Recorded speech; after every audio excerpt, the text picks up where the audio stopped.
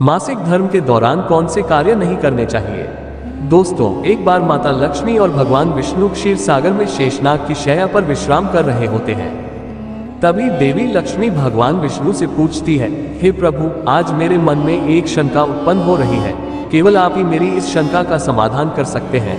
भगवान विष्णु कहते हैं, तुम्हारे मन में जो भी शंका हो निसंकोच होकर पूछो, मैं तुम्हारी सभी शंकाओं का समाधान अवश्य करूंगा। देवी लक्ष्मी कहती है, हे प्रभु, किस श्राप के कारण स्त्रियों को मासिक धर्म की पीड़ा सहन करनी पड़ती है? और मेरा दूसरा प्रश्न यह है, प्रभु, एक रजस्वला स्त्री को कौन से कार्य नहीं करने चाहिए जिससे उन्हें पाप लगता है? भगवान विष्णु कहते हैं, हे देवी, आज तुमने मानव जाति के कल्याण के लिए बहुत ही उत्तम प्रश्न किया है। तुम्हारे इन सभी प्रश्नों का उत्तर देव शर्मा की इस प्राचीन कथा से प्राप्त हो जाएगा। इस महान कथा का श्रवण करने मात्र से ही समस्त पापों का नाश होता है। जो भी पति पत्नी इस कथा को ध्यान पूर्वक सुनते हैं, उन्हें सौभाग्य की प्राप्ति होती है। इसीलिए हे देवी, आप भी इस कथा को ध्यान पूर्वक सुनिए। देवी लक्ष्मी कहती है, हे प्रभु, ये देव शर्मा कौन थे? उनका आचार विचार कैसा था? मैं इस कथा को अवश्य सुनना चाहती हूँ। कृपया आप इस कथा को मुझसे कहिए, मैं इसे ध्यानपूर्वक पूरा अवश्य सुनूंगी। भगवान विष्णु कहते हैं, हे देवी, पूर्व काल की बात है। मध्य देश में एक अत्यंत शोभायमान नगरी थी। उस नगरी में देव शर्मा नाम के ब्राह्मण रहा करते थे। देव शर्मा को समस्त शास्त्रों और वेदों का ज्ञान था। वह परम बुद्धिमान, गुणवान तथा धर्म कार्य में तत्पर रहता था। सभी वर्गों के लोग उन्हें बड़ा सम्मान देते थे। वे प्रतिदिन यज्ञ, दान, धर्म तथा संध्या उपासना किया करते थे। वे पशु, पुत्र, बंधु बांधव तथा धन संपत्ति से संपन्न थे। देव शर्मा की पत्नी का नाम भगना था। वह भी अत्यंत चरित्रवान, गुणवान तथा पतिव्रता धर्म का पालन करने वाली स्त्री थी। फिर एक दिन देव शर्मा ने अपने घर पर सत्यनारायण की पूजा रखी और सभी ब्राह्मणों को स्वयं जाकर निमंत्रण दिया। नगर में निवास के लिए निकल जाते हैं। देवताओं और दानों के बीच भीषण करने वाले समस्त मनुष्यों को उसने पूजा के लिए तथा भोजन के लिए बुलाया।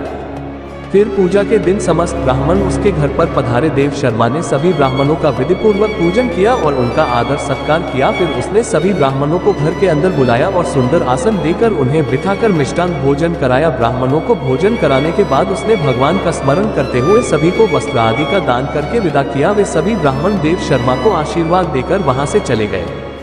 उसके बाद उसने अपने परिवार, बंधु बांधव तथा अनेक दीन और भूखे लोगों को भोजन कराया। इस प्रकार से सभी को भोजन कराकर और पूजा संपन्न करके जब वह ब्राह्मण अपने घर के द्वार के सामने खड़ा रहा, तब उसने देखा कि उसके घर के सामने एक कुतिया और बैल बात कर रहे थे। उस ब्राह्मण ने उस कुतिया और बैल की पूरी बात सुनी तो उससे बड़ा आश्चर्य हुआ। वह कुतिया और बैल उसके माता पिता ही थे, जो पिछले जन्म के पाप के कारण इस जन्म में कुतिया और बैल बन गए थे। तब वह ब्राह्मण मन ही मन सोचने लगा, ये दोनों तो साक्षात मेरे माता पिता ही हैं, जो मेरे घर पर पशु बनकर आए हैं। किस कारण से इन दोनों को प्राणियों का शरीर प्राप्त हुआ? अब इनके उद्धार के लिए मैं क्या करूं? इस प्रकार विचार करते हुए उस ब्राह्मण को रात भर नींद नहीं आई और वह रात भर भगवान का स्मरण करते हुए सोच विचार करने लगा। उसने सोचा, मेरे माता पिता की मुक्ति का उपाय केवल मुनि वशिष्ठ जी ही बता सकते हैं। इसलिए सुबह होते हो देव शर्मा स्नान आदि कार्य संपन्न करके मुनि वशिष्ठ जी के आश्रम पर पहुंच गया। आश्रम पर आते ही मुनि वशिष्ठ जी ने देव शर्मा का स्वागत किया। वशिष्ठ जी कहने लगे, हे ब्राह्मण श्रेष्ठ, आज किस कारण से आपका हमारे आश्रम में आगमन हुआ है? आप दुखी दिखाई पड़ते हो, आपके दुख का क्या कारण है? बताओ। देव शर्मा कहता है, हे मुनिवर, आपको प्रणाम है। आपके दर्शन से आज मेरा जन्म सफल हुआ है। हे मुनीश्वर, आज मैं आपके पास एक क्षमता लेकर आया हूँ। कृपया आप ही मुझे इस दुख से बाहर निकाल सकते हैं। मैं अत्यंत दुखी और दुर्बल हो गया हूँ। वशिष्ठ जी कहते हैं, हे ब्राह्मण, दुख ना करो। तुम्हारी जो भी शंका हो निसंकोच होकर पूछो, मैं अवश्य तुम्हारी शंका का समाधान करूंगा। फिर देव शर्मा कहता है, हे मुनिवर, कल मैंने अपने घर पर भगवान विष्णु का पूजन किया तथा अनेक ब्राह्मणों को और भूखे लोगों को भोजन कराया। विधि पूर्वक भगवान का पूजन किया। फिर मेरे द्वार पर एक कुतिया और एक बैल आ गया। दोनों मेरे घर के सामने खड़े होकर बात कर रहे थे। सबसे पहले कुतिया उस बैल से इस प्रकार से कहने लगी, हे स्वामी, आज जो घटना घटी उसे सुनिए। हमारे पुत्र के घर में ब्राह्मणों के भोजन के लिए जो दूध रखा था, एक सांप ने उस दूध बर्तन में अपना विष उगल दिया था, जिसे देखकर मुझे बड़ी चिंता हो गई। उसी दूध से भोजन बनने वाला था। अगर सभी लोग उस दूध को पी लेते तो उनकी मृत्यु हो जाती, इसलिए मैंने उस बर्तन में से सारा दूध पी लिया। जब बहू की दृष्टि मुझ पर पड़ी तो उसने मुझे खूब पीटा, जिससे मेरा अंग भंग हो गया। यूं बहुत पीड़ा हो रही है, इसी कारण से मैं लड़खड़ाते हुए चल रही हूँ। मुझे ये पीड़ा सहन नहीं हो रही है। कुतिया की बात सुनकर वह बैल बहुत दुखी हुआ और वह खुद का वृतांत सुनाने लगा। हे प्रिय, अब मैं तुम्हें मेरे दुख का कारण सुनाता हूँ। मैं पूर्व जन्म में इस ब्राह्मण का पिता था। आज इस ब्राह्मण ने सभी लोगों को भोजन कराया, किंतु इसने मेरे सामने घास तक नहीं डाली और ना ही मुझे जल पिलाया। इसी कारण से मैं बहुत दुखी हो गया हूँ। फिर देव शर्मा कहने लगा, इस प्रकार से अपने माता पिता को कुतिया और बैल के रूप में ऐसा बोलते हुए देखकर मुझे बड़ा दुख हो रहा है। मुझे रात भर नींद नहीं आ रही है, हर क्षण मुझे चिंता सता रही है। मैंने कभी कोई पाप नहीं किया है, हमेशा धर्म के कार्य किए हैं, फिर भी मेरे माता पिता को ऐसे कष्ट झेलने पड़ रहे हैं। इसी कारण से आज मैं आपके पास आया हूँ। प्रिया, आप अपनी योग शक्ति से पता करके मुझे बताएं, किस कारण से मेरे माता पिता की ऐसी दुर्दशा हुई है और उनकी मुक्ति के लिए मुझे कौन सा कर्म करना चाहिए। फिर गुरु वशिष्ठ ध्यान लगाते हैं और उस ब्राह्मण के माता पिता के पूर्व जन्म के कर्मों को देखते हैं और देव शर्मा से कहने लगते हैं, हे ब्राह्मण, तुम्हारे माता पिता ने पिछले जन्म में घोर पाप किया है, उसी पाप के कारण आज उनकी ऐसी दुर्दशा हुई है। देव शर्मा कहता है, हे गुरुदेव, किस पाप के कारण मेरे माता पिता की ऐसी दुर्दशा हुई है, कृपया विस्तार से बताए, मैं जानना चाहता हूँ। फिर ऋषि वशिष्ठ कहते हैं, हे ब्राह्मण देवता, तुम ध्यान से सुनो। ये बैल जो तुम्हारे पिता है, ये पिछले जन्म में कुंडी नगर के श्रेष्ठ ब्राह्मण रहे हैं। इन्होंने एक दिन एकादशी का व्रत करके भोजन किया था। एकादशी के व्रत के दिन इसने दान धर्म भी नहीं किया। इसने द्वार पर आए गायों को कभी भोजन नहीं किया लाया। इसने अपने पितरों का श्राद्ध भी विधिपूर्वक नहीं किया। तुम्हारे पिता ने पिछले जन्म में मासिक धर्म के दौरान ही तुम्हारी माता के साथ संबंध बनाया था और इसी पाप के कारण इसे इस जन्म में बैल का रूप प्राप्त हुआ है। अब तुम्हारी माता के बारे में सुनो। तुम्हारी माता ने रजस्वला होते हुए भी भोजन बनाया। मासिक धर्म के दौरान ही इसने भगवान की पूजा की और तुलसी को जल चढ़ाया। रजस्वला होते हुए भी इसने भगवान को भोग लगाया, इसी कारण से इसे महापाप लगा है। मासिक धर्म के दौरान स्त्री 3 दिनों के लिए अपवित्र हो जाती है। मासिक धर्म के दौरान स्त्री को पूजा पाठ नहीं करना चाहिए। स्त्री को इन 3 दिनों में अपने बाल भी नहीं धोने चाहिए, इससे पति की आयु कम होती है। मासिक धर्म के दौरान पेड़ पौधों को स्पर्श न करें।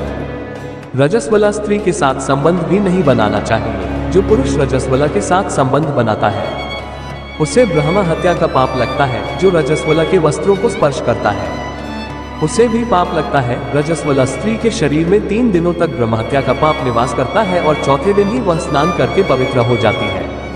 चौथे दिन स्नान करने के पश्चात रजस्वला स्त्री को अपने पति का मुख देखना चाहिए, अन्य किसी पुरुष का मुख नहीं देखना चाहिए।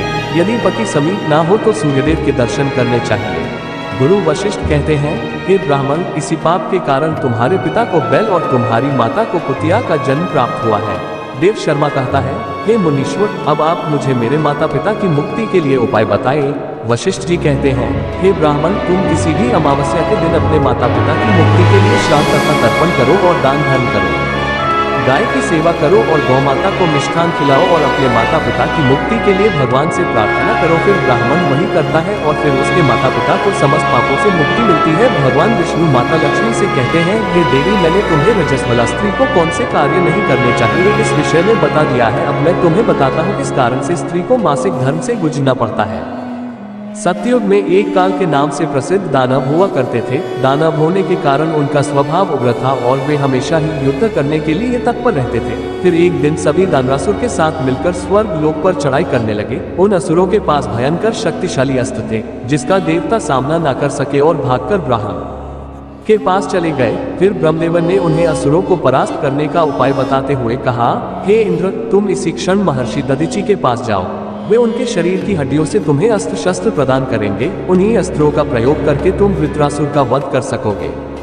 फिर सभी देवता महर्षि दधीचि के आश्रम पर जाते हैं और उन्हें प्रार्थना करके अस्त्र प्रदान करने की विनती करते हैं। फिर संसार के कल्याण के लिए महर्षि दधीचि अपने शरीर की हड्डियों से अस्त्र शस्त्र निर्माण करते हैं। उन्हीं में से एक वज्र नाम का अस्त्र होता है जिसे देवराज इंद्र धारण कर लेते हैं। फिर सभी देवतागण वृत्रासुर के साथ युद्ध करने युद्ध होता है। सभी देवता आकाश में दानवों से युद्ध के लिए एकत्रित हो जाते हैं और प्रहार करने लगते हैं। अग्निदेव अग्नि के प्रहार से दैत्यों को दग्ध करने लगते हैं। अग्नि के प्रभाव से दैत्यों का अंग अंग जलने लगता है। फिर वरुण देव की वर्षा से दैत्यों को डुबो देते हैं, जिससे दैत्य त्राही त्राही करने लगते हैं। अनेक दिनों तक इस प्रकार से दैत्यों और देवताओं के बीच में भीषण युद्ध चलने लगता है। फिर देवराज इंद्र और वृत्रासुर आमने सामने आ जाते हैं। दोनों के बीच भीषण युद्ध होता है और फिर देवराज इंद्र अपने वज्र का प्रहार करके वृत्रासुर को मार डालते हैं। उस दान वृत्रासुर की मृत्यु होते ही उसके शरीर से ब्रह्महत्या बाहर निकलती है और इंद्र का पीछा करने लगती है। फिर वह ब्रह्महत्या इंद्र के शरीर में प्रवेश कर लेती है, जिससे इंद्र को ब्रह्महत्या का पाप लगता है। देवराज इंद्र ब्रह्मदेव के पास जाते हैं और उनसे ब्रह्महत्या से छुटकारा दिलाने के लिए कहते हैं। फिर ब्रह्मदेव उस ब्रह्महत्या को इंद्र के शरीर से निकलने की आज्ञा देते हैं और वह ब्रह्महत्या इंद्र के शरीर से बाहर निकलकर ब्रह्मदेव से कहने लगती है, हे परमपिता, अभी तक मैं वृत्रासुर के शरीर में निवास कर रही थी, क्योंकि उसने अनेक ब्रह्महत्याएं की थी। जब इंद्र ने उसकी हत्या की तो मैं इंद्र के शरीर में वास करने लगी। अब आप ही मुझे कोई उचित स्थान दीजिए जहां पर मैं रह सकूं। फिर ब्रह्मदेव कहते हैं, हे ब्रह्महत्या, मैं तुम्हें उचित स्थान देता हूँ। फिर ब्रह्मदेव ने ब्रह्महत्या के 4 भाग किए और कहा, हे ब्रह्महत्या, तुम्हारा 1/4 भाग अग्नि के भीतर रहेगा। जो भी मनुष्य अग्नि को आहुति नहीं देगा तुम उसके शरीर में प्रवेश कर लेना। तुम्हारा दूसरा 1/4 भाग जल के भीतर रहेगा। जो भी जल में थूकेगा अथवा मलमूत्र का त्याग करेगा तुम उसके शरीर में प्रवेश करोगी। फिर तीसरा 1/4 भाग पेड़ पौधों और वृक्षों के भीतर रहेगा। जो भी मनुष्य अकारण ही वृक्षों को काटेगा उसे भी ब्रह्म हत्या का पाप लगेगा। फिर ब्रह्मदेव ने अप्सराओं को बुलाया और कहा, हे अप्सराओं, इस ब्रह्महत्या का 1/4 भाग तुम ग्रहण करो। अप्सराएं कहने लगी, हे प्रभु, आपकी आज्ञा से हम इसे ग्रहण करने के लिए तैयार हैं, किंतु हमें भी इससे मुक्ति का कोई उपाय बताएं। फिर ब्रह्मदेव कहने लगे, हे अप्सराओं, जो भी पुरुष रजस्वला स्त्री के साथ संबंध बनाएगा उसके अंदर यह ब्रह्महत्या प्रवेश कर जाएगी। इस प्रकार से ब्रह्महत्या के 4 भाग हुए, एक अग्नि में, दूसरा जल में, तीसरा वृक्षों में और चौथा स्त्रियों के अंदर प्रवेश कर गया। उसी ब्रह्महत्या के भाग्य के कारण स्त्रियों को मासिक धर्म आता है। जो भी पुरुष मासिक धर्म के दौरान स्त्रियों को स्पर्श करता है अथवा उनके साथ संबंध बनाता है उसे ब्रह्म हत्या का पाप लगता है। भगवान विष्णु कहते हैं, हे देवी, इस प्रकार से मैंने आपको स्त्री के रजस्वला होने के पीछे की कथा और रजस्वला स्त्री को कौन से कार्य नहीं करने चाहिए आदि के विषय में बता दिया है। माँ लक्ष्मी कहती है, हे प्रभु, आज आपने मुझे बहुत ही महत्वपूर्ण ज्ञान दिया है। मैं भी आपको वचन देती हूँ, जो भी स्त्री मासिक धर्म के दौरान पूजा पाठ करेगी, पति के साथ संबंध रखेगी, उसके घर में मैं प्रवेश नहीं करूंगी। जय श्री कृष्ण। अगर वीडियो पसंद आए तो हमारे चैनल को सब्सक्राइब करें। धन्यवाद।